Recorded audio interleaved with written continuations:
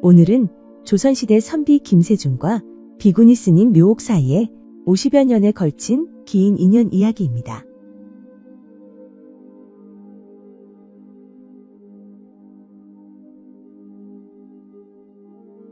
안녕하십니까. 소우쿨 극장입니다. 구독과 좋아요 그리고 알람 설정 부탁드립니다. 재미있고도 좋은 글로 보답하겠습니다. 그해 봄 한양에서 온 젊은 유생 김세준은 경기도 산자락의 작은 암자에 짐을 풀었습니다.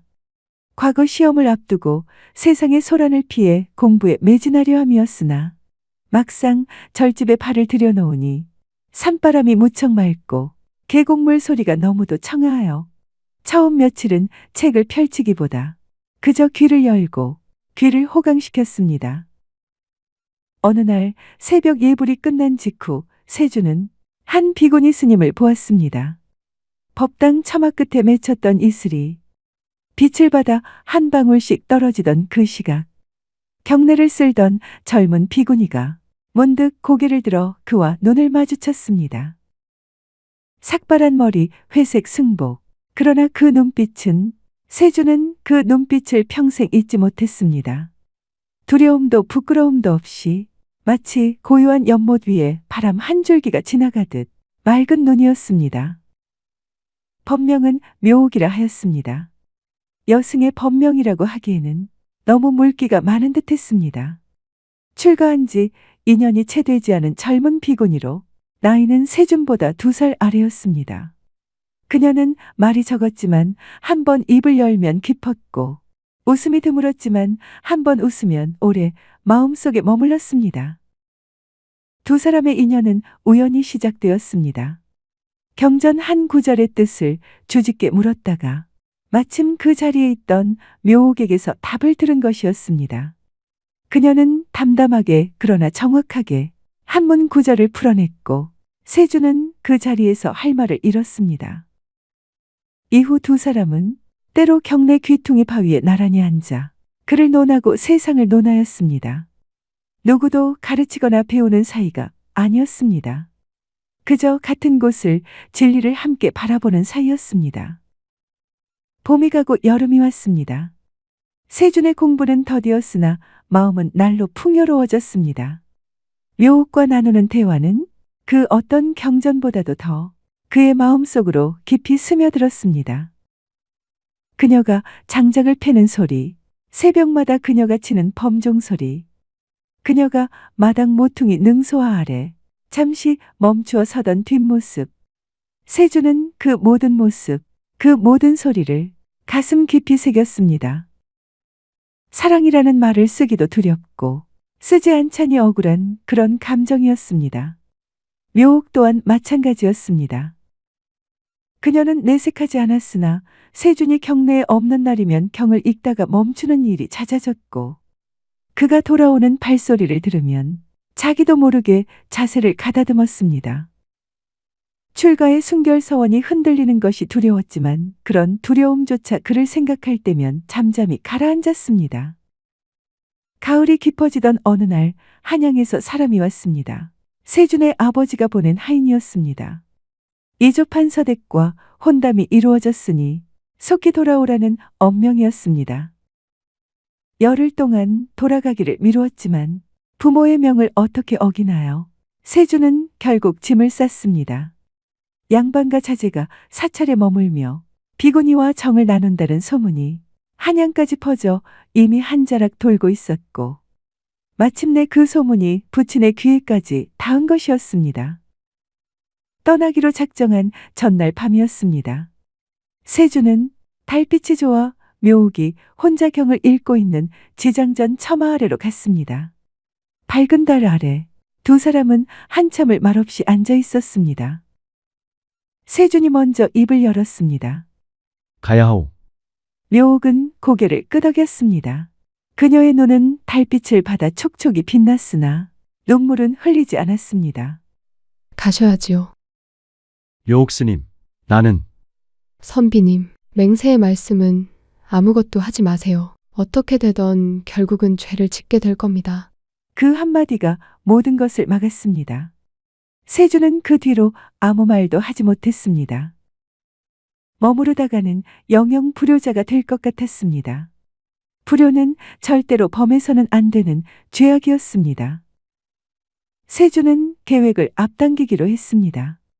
그날 저녁 절을 떠나면서 세주는 일주문 어귀에서 한 번 뒤를 돌아보았습니다.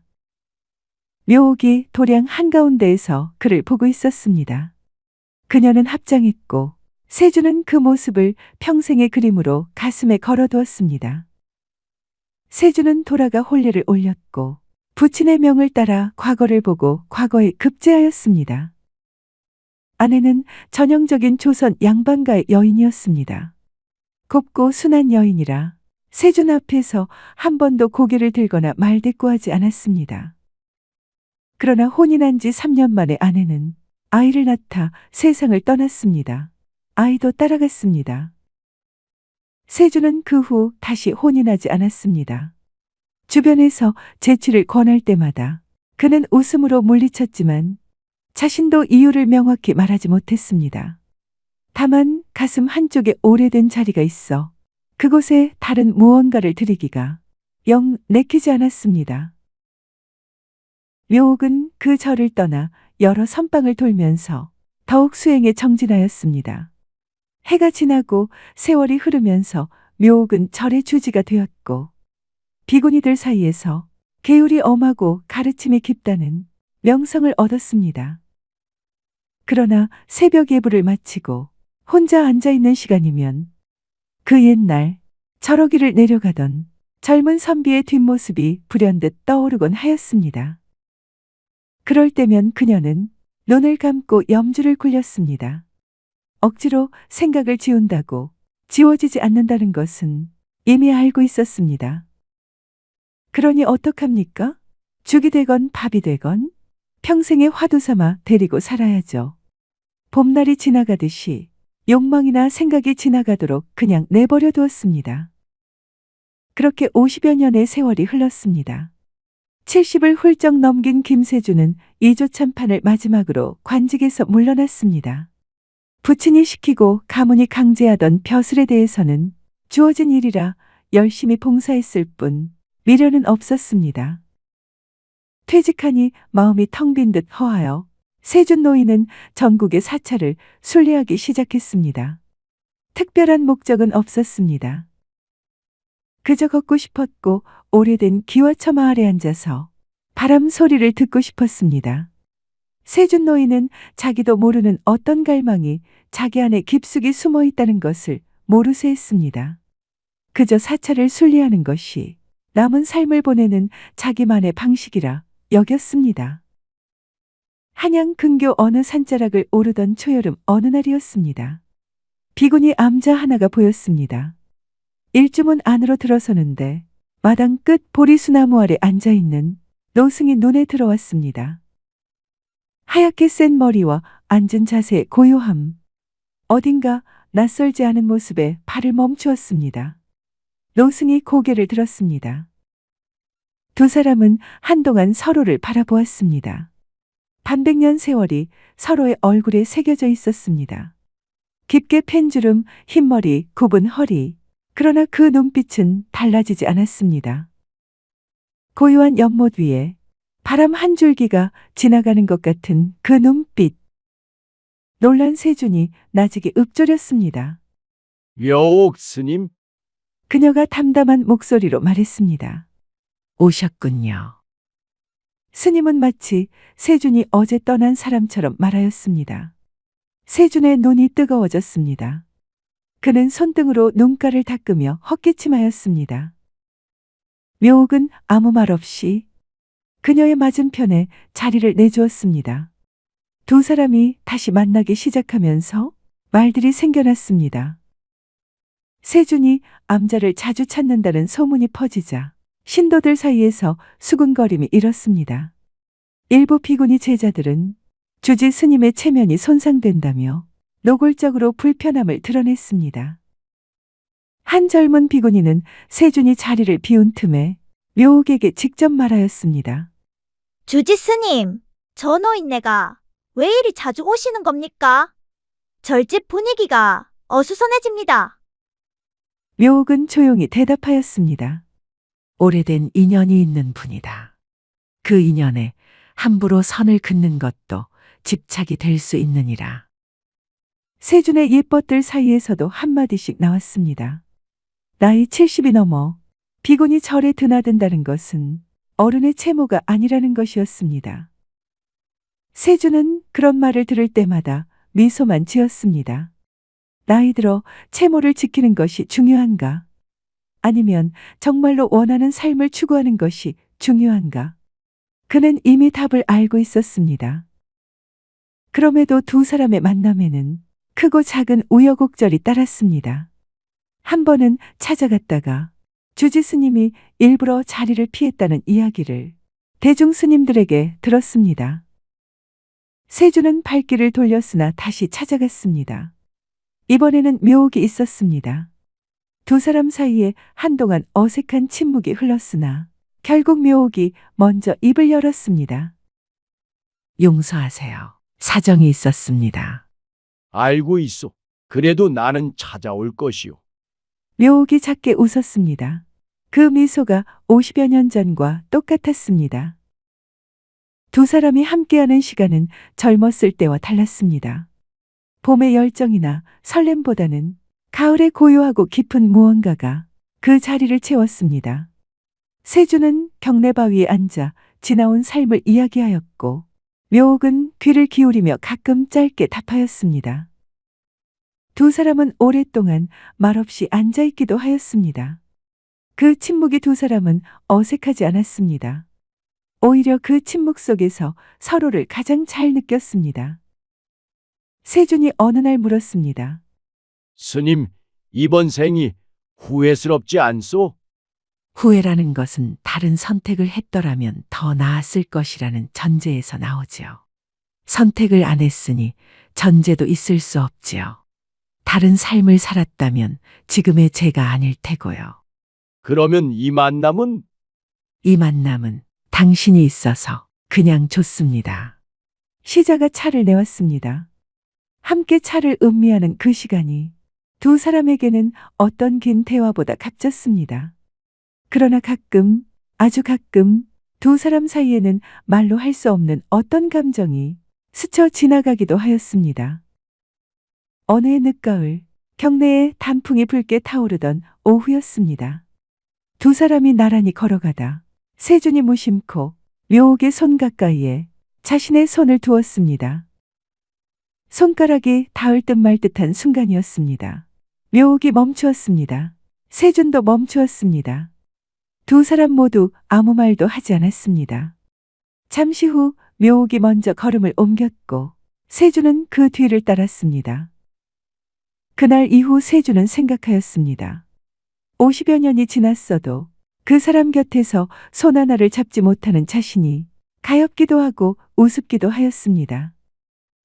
그러나 슬프지는 않았습니다.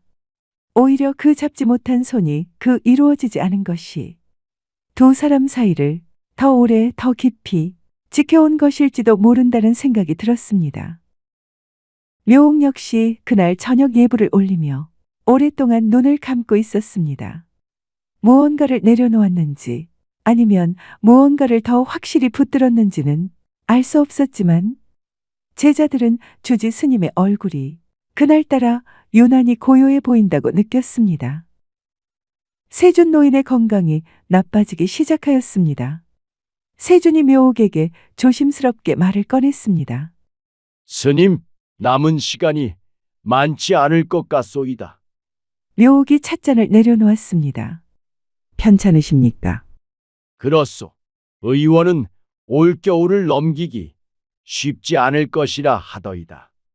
묘옥이 잠시 눈을 감았습니다. 그래서 오늘 오신 겁니까? 세준은 천천히 고개를 끄덕였습니다. 살림을 같이 하면 어떻겠소?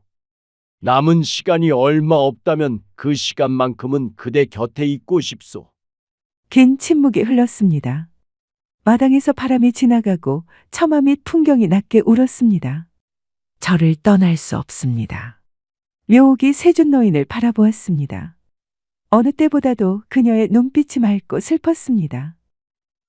세주는 그때 알았습니다. 자기를 사랑하지 않아서가 아니라 오히려 반대라는 것을. 그리고 그 결정이 얼마나 오래, 얼마나 깊이 그녀의 마음속에서 이루어진 것인가를.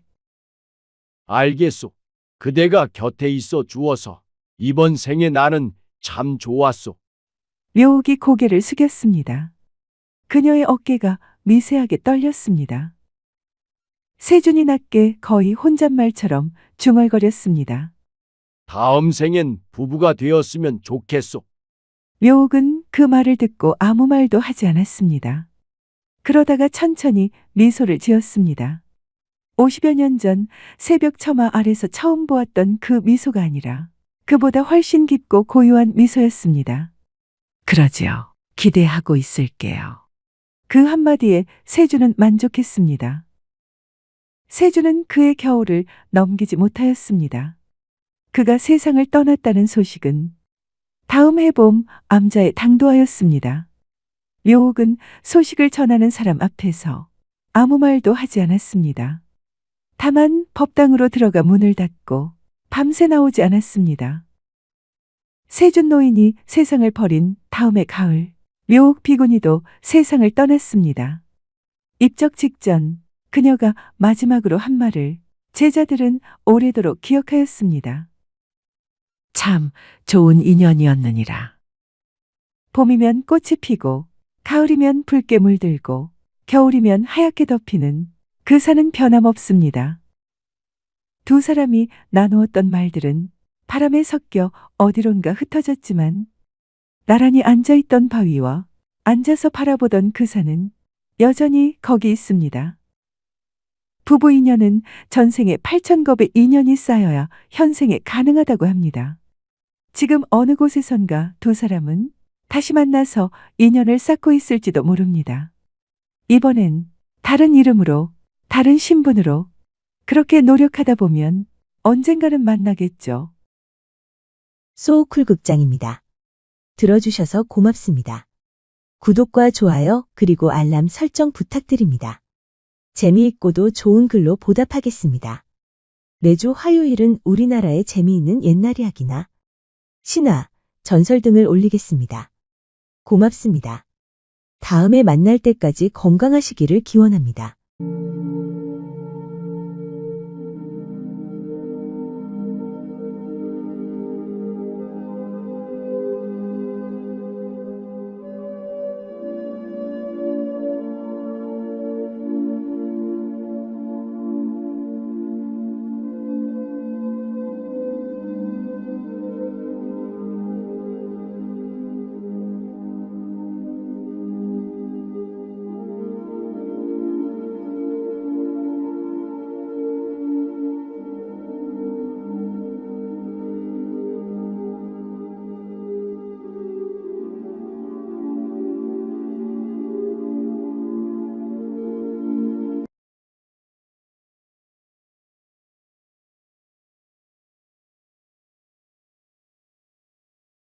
오늘은 야반도주한 청상과부 며느리가 눈만 감으면 자기를 찾아 헤매는 아들이 꿈에 나타나 사랑도 포기하고 다시 돌아오는 이야기입니다. 안녕하십니까? 소우쿨 극장입니다. 구독과 좋아요 그리고 알람 설정 부탁드립니다. 재미있고도 좋은 글로 보답하겠습니다. 이른 아침 부엌문을 여는데 며느리가 보이지 않았다. 방문을 열어보니 횡댕그렁했다. 강 씨의 가슴이 철렁 내려앉았다. 언제부터인가 분위기가 다르더니 기어코 야반도주한 것이다. 어제 저녁나절 5살 난 아들 손을 잡고 장터에서 돌아온 며느리가 어머님, 다녀왔습니다. 인사를 했다. 그런데 손자가 솜을 두둑이 넣은 비단바지에 공단 조끼를 입고 깨옷을 먹고 있었다. 저 새 옷은 어디서 났지? 저 엿은 누군가가 사준 것이 틀림없다. 할머니도 깨엇 하나 드세요. 3대 독자 손자 녀석이 주는 깨옷을 받아들고 목이 맨 시어머니 강 씨는 한마디도 말을 못했다. 밤이 되자 강 씨는 고양이 걸음으로 살금살금 다가가서는 며느리 방 문 밖에서 귀를 기울였다. 엄마, 왜 울어? 아니야, 감기에 걸려 그런지 눈물, 콧물이 나는구나. 손자 녀석이 잠이 들었는지 조용해지자 며느리의 흐느낌이 시작되었다. 기어코 사달이 난 것이다. 며느리 박 씨는 서당 훈장의 딸이었다. 당시로는 드물게 글을 읽을 줄 알았고 시 한 수쯤은 흉내를 낼 줄도 알았다. 16 꽃같은 나이에 같은 또래와 혼담이 오갔고 3대 독자로 자식이 귀한 집안으로 시집왔다. 신랑은 성품이 고왔다. 신혼 초야 남편은 그녀의 손을 잡고 속삭였다. 나는 바람 피우는 것 같은 짓을 해서 당신을 울게 하지 않겠소. 그 맹세는 반년도 못 가 산산이 허공으로 흩어졌다. 잔치집 국밥을 먹고 돌아온 신랑이 마당에서 쓰러지더니 토사광난을 했다. 박 씨는 밤새도록 신랑의 등을 문질렀다. 손바닥이 불이 나도록 등을 비볐다. 날이 밝을 무렵 신랑이 아내의 손을 잡았다. 손이 차가워져 가고 있었다. 그 손이 축 늘어지는 순간 박 씨는 소리를 지르지 않았다. 그냥 신랑의 가슴에 얼굴을 묻고 앉아 있었다. 울지도 않았다. 장례를 치르고 나서야 박 씨는 울었다. 울고 또 울었다. 그녀는 배 속에 아이를 품은 채 상복을 입었고 청산과부가 되어 유복자를 낳았다. 박 씨가 과부가 된 뒤 동네 사내들의 눈빛이 달라졌다. 젊고 이쁜 데다가 살결까지 흰 과부는 동정과 욕망의 대상이 되었다. 밤에 아이를 젖먹여 재운 박 씨는 자기의 손을 스스로 꽉 붙들고 이를 악물었다. 나는 아직 나이가 20도 안 되었는데. 살결은 살아있고 몸도 숨 쉬고 있는데 독수공방 남편의 자리는 차갑게 비어 있었다. 시어머니 강 씨는 처녀 때 마을에서 손꼽히는 미인이었다. 17에 시집 오던 날 가마 속에서 강 씨는 울지 않았다. 오히려 가슴이 뛰었다. 신랑 얼굴도 못 본 채였지만 여자는 시집을 가면 비로소 온전한 사람이 된다고들 했으니까. 그런 줄 알았다. 첫날 밤 신랑은 어설프고 급했다. 그래도 강 씨는 눈을 꼭 감고 이것이 삶이라고 생각했다.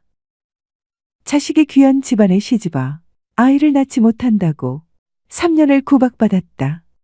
남편은 말없이 등을 돌렸고 성질 급한 시어르는 밥을 먹다 말고 수저를 집어던졌다. 그녀는 밤마다 장독대 근처에서 울며 빌었다. 제발 아들 하나만 낳게 해주십시오. 마침내 아들을 낳았고 그 아들이 바로 며느리의 남편이었다. 남편은 젊은 나이에 소갈증에 걸려서는 합병증까지 겹쳐 남자구실은커녕 제대로 굴신도 못한 채 1년 12달 사랑에 누워 있었다. 며느리의 손자를 둔 할머니지만 이제 나이 겨우 41인데 남편이 강 씨의 치마를 벗긴 게 15년 전 일이었다. 어쩌겠나 강 씨는 남자에 대한 욕망을 죽였다. 봄이 와도 여름밤 바람이 치마폭을 들어올려도 눈을 질끈 감고 죽였다. 아들 키우고 며느리 받고 손자 안으면서 하나씩 하나씩 욕망을 다 죽였다. 며느리가 야반도주하자 분노보다 먼저 든 감정은 두려움이었다. 신랑은 병들어 골골거리고 아들은 죽고 며느리는 도망가고 나는 또 버려졌구나. 하지만 4대 독자 동우는 남았다. 이제 겨우 5살이지만 곧 자랄 것이고 언젠가는 장가를 갈 것이다. 손자가 아들을 낳을 때까지 살아남아야 한다. 남은 소원은 그것뿐이었다. 적어도 그렇게 생각했다. 뒷집 머슴 바우는 무식했지만 나쁜 사람은 아니었다. 키가 크고 어깨가 넓었을 뿐 아니라 눈빛까지 맑았다. 그는 앞집 며느리를 제대로 바라보지도 않았다. 하지만 인연은 어떻게든 인연이 되기 마련인지 앞집의 장작을 패주는 일이 생겼다. 과부집 장작이 다 떨어진 것을 보고는 아무 생각 없이 말없이 패주었다. 희한하게도 남자라고는 통 안 보이는 그 집을 위해 이런 일 저런 일을 조금씩 도와주다가 마침내는 지붕이 형까지 엮어주었다. 그때까지도 그는 앞집 며느리의 얼굴도 제대로 몰랐다. 박 씨는 고맙다는 말도 못하고 그냥 대문 안에서 앞집 머슴이 일하는 모습을 바라보았다. 어느 봄날 저녁, 바우가 개울가에서 씻는 것을 며느리 박 씨가 보았다. 윗도리를 벗은 머슴의 등짝이 황소 등짝처럼 넓었다. 며느리 박 씨는 눈을 돌렸다. 그런데 돌아서도 그 등짝이 눈에 밟혔다. 밤새 밟혔다. 사흘이나 밟혔다. 그것이 욕망인 줄은 알았다. 죄인 줄도 알았다. 그러나 22살의 몸은 머리보다 정직했다. 바우도 마찬가지였다. 언제부터인가 그녀가 눈에 들어오기 시작했다. 1년을 넘게 담장 하나 두고 참았다. 그가 먼저 손을 내밀지 않은 것은 겁이 나서가 아니라 어딘지 모르게 박 씨가 귀하게 느껴져서였다. 그러나 밤이 익으면 저절로 벌어지듯이 박 씨는 뒷집 머슴과 누가 뭐라고 할 것도 없이 눈이 맞았다.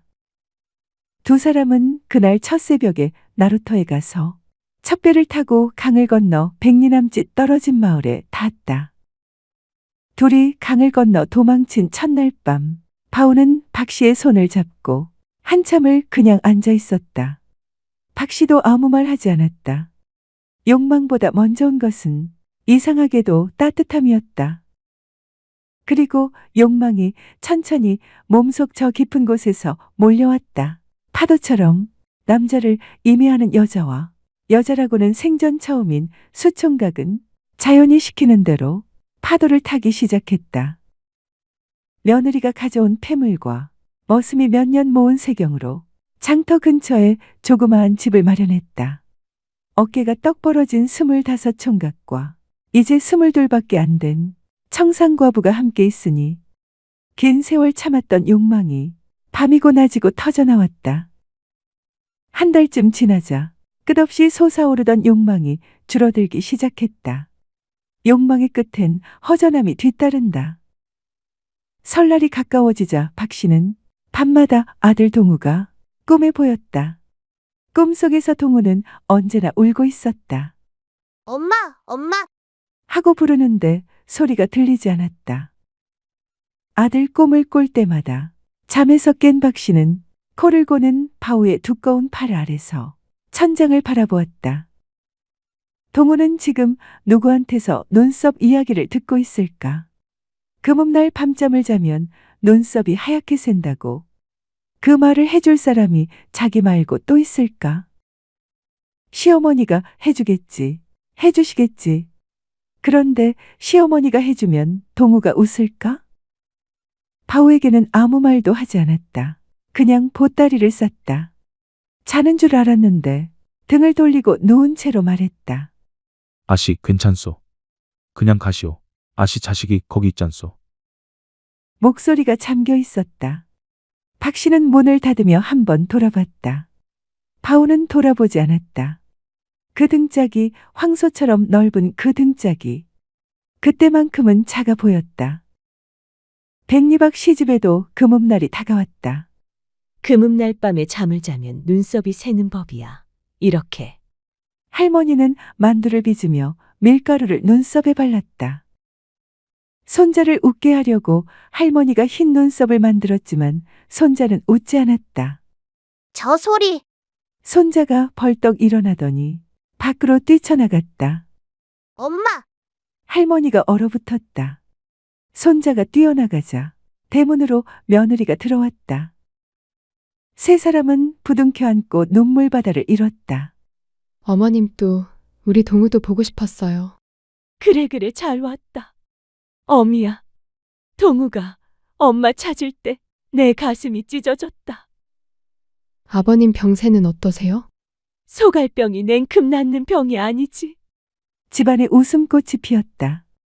아들은 까불다가 깔깔 웃고 며느리는 아들을 금이야 오기야 꼭 껴안고 잤다. 며느리가 돌아온 뒤 마을은 조용하지 않았다. 우물가에서는 물동이보다 혀가 먼저 출렁였다. 밤새 달아났던 년이 뻔뻔하게 돌아왔다지? 동우는 그 집 핏줄이 맞기는 한가? 몰라. 며느리 박 씨는 밖에 나갈 때마다 장옷을 깊게 눌렀었다. 시어머니 강 씨는 처음엔 못 들은 척했다.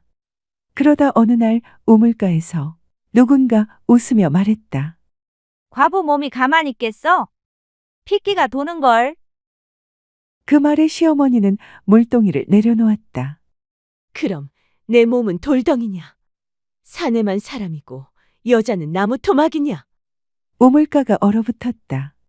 그날 마을은 처음으로 이 집안 여자를 무서워하기 시작했다. 제삿날 문중어른들이 들이닥쳤다. 집안 망신이다.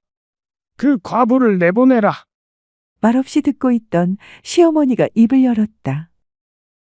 이 집 장손은 동우요. 동우 어미를 내보내면 장손도 내보내라는 말입니까? 여자가 흠이 있으면 우리 가문 족보가 더럽혀진다. 시어머니는 웃었다. 족보는 우리를 먹여 살려주지 않습니다. 사랑방에 누운 병자를 수십 년 구안하고 있는 사람은 저이고 제비새끼 같은 제 아이 배를 채우는 건 제 어미입니다. 그 말에 시종 고개를 숙이고 있던 며느리는 처음으로 시어머니 옆에 나란히 섰다. 저는 도망쳤습니다. 그러나 잘못을 알고 돌아왔습니다. 자식을 버릴 수가 없었기 때문입니다. 문중 어른들은 더 말하지 못했다. 두 여자가 고개를 빳빳이 세운 모습을 처음 본 까닭이었다. 꽃 피고 새우는 봄이 왔다. 그러자 박 씨에게 또 춘정이 되살아나기 시작했다. 떡판처럼 넓은 데다 가슴에 털이 숭숭 난 남정네의 품에 안기고 싶어진 것이다. 그건 어쩔 수 없는 일이었다. 봄은 사람을 가리지 않는다. 봄은 신분도, 처녀도, 과부도, 며느리도, 시어머니도 가리지 않기 때문이다. 어느 날 장옷을 덮어쓰고 외출했던 시어머니가 저녁나절 돌아와서는 상상도 못할 말을 했다. 어미야, 나루터 주막이 우리 것이 되었다. 돈을 빌려줬다가 돌려받지 못하고 주막을 떠맡았다. 주막을요? 우리 집안이 뭐 번드르르한 양반도 아니고 욕할 사람도 없을 거다. 그러면서 며느리에게 속삭였다. 나는 너만한 나이에 3번이나 죽고 싶었다. 시어머니가 나루터 주막을 떠맡은 것은 우연이 아니었다. 며느리가 야반도주한 뒤 돌아왔을 때 시어머니는 이미 모든 걸 꿰고 있었다. 겉모양만 번드레한 제대로 된 양반도 아닌 집안, 가난하고 병든 남편과 손자 하나가 전부인 삶. 내가 막아도 저 애는 또 나갈 것이다. 욕망을 어떻게 막나. 데리고 살아야지. 며느리를 내치지 못하면서도 붙잡아둘 수도 없었던 시어머니는 욕망의 자리를 만들어준 것이었다. 그래서 며느리는 난데없이 주막집 주모가 됐다. 며느리는 닷새 동안 주모가 되었다가 이틀은 집에 와서 아들 동우를 얼싸안았다. 그 이틀은 시어머니가 주모가 되었다. 주막집 주모라는 게 그런 것 아닌가. 손님들이 주는 막걸리도 한 잔씩 받아 마시고 객들이 엉덩이를 툭툭 쳐도 웃어넘기는 어느 날 밤 며느리는 덩치 큰 소장수에게 짓눌려 회포를 풀고 나서는 무릎을 쳤다. 이것이 모두 시어머니의 뜻이라는 걸. 소장수에게 짓눌리던 밤, 박 씨는 천장을 보며 생각했다. 시어머니에게도 잠 못 이루는 수많은 밤이 있었을 것이다. 라고 41의 논 쌓이는 소리를 들으며 혼자 울었을 그 밤이 며느리가 아니라 한 여자로서 가여웠다. 눈이 내리고 봄이 오고 장날이 돌아오고 세월은 그렇게 흘렀다. 시어머니가 주막에 오고 며느리는 집으로 돌아간 어느 날 눈이 펑펑 쏟아졌다. 밤늦게 30대 중반쯤 되는 선비가 주막에 들어와 갓을 벗고 눈을 털었다. 저녁상을 들고 들어간 시어머니의 엉덩이를 선비가 치자 강 씨는 깜짝 놀라 부엌으로 도망쳤다. 아궁이 앞에 쪼그려 앉았다. 등줄기가 후끈하고 귓불이 달아올랐다. 손이 떨렸다. 그러다가 순간 시어머니는 얼굴이 빨개지고 온몸이 불덩어리가 되었다. 내 몸에 아직 춘정이 남아있단 말인가. 손자를 둔 할머니지만 이제 나이 41. 남편이란 게 소갈병으로 마누라 치마를 벗긴 게 15년 전. 강씨는 순간 깨달았다. 내가 아직 죽지 않았구나. 죽지 않고 살아있구나. 그 깨달음이 기쁨인지 슬픔인지 알 수 없어서 강씨는 그날 밤 눈 쌓이는 소리를 들으며 혼자 울었다. 남편 병 때문에 운 게 아니었다. 며느리가 불쌍해서도 아니었다. 그냥 자기 자신이 불쌍했다. 아직 봄이 남아있는 몸을 가진 채 겨울 주막에서 혼자 늙어가고 있는 자기가 너무 가여웠다. 들어주셔서 고맙습니다. 토요일은 감동적인 사연이나 간절한 기도가 만든 영험 등을 찾아서 올리겠습니다.